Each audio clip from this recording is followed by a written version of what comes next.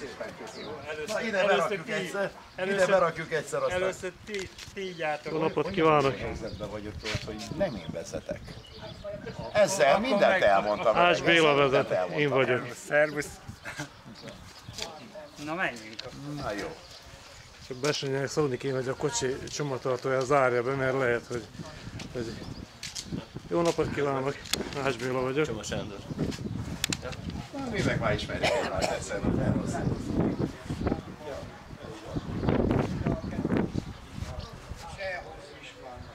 Minden cigimet kaptam, amíg ott Csomagtartót majd tedd bele, zárd be minden esetre, engedd le. Jó napot kívánok! Az urat hogy hívják? M. Tóth László. M. Tóth. Én meg azt mondom, hogy Sűvi vagy Bozót. Úgy nem. Engem úgy ismernek M. Tóth László. És téged? Én vagyok az Amigo. Nem a Bejtóth László. Navratil Ernő. És hol van a alias focilabda?